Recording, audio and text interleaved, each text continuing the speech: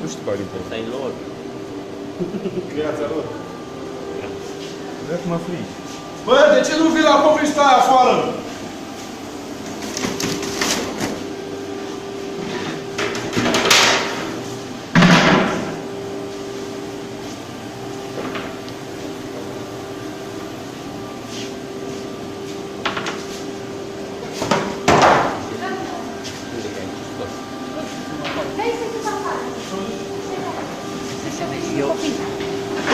Eu primul. Haide.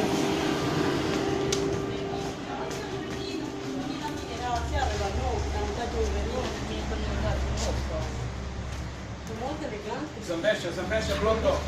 Blondo, zâmbește.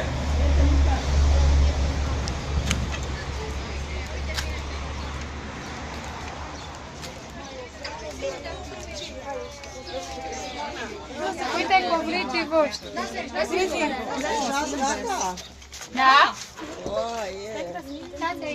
Așa. Copilașii care ăștia au... Stați că arde. Ia, lasă-i muma să le facă poză. Lasă-le un pic. Stai să-i întorc. Eu 3 am făcut.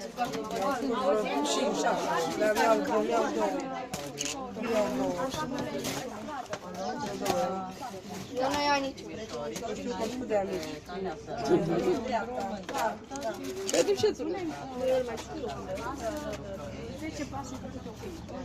Acum mai știi. Cred că l-ai sunat. Mai lăsați un piculeț și atunci să mâncați.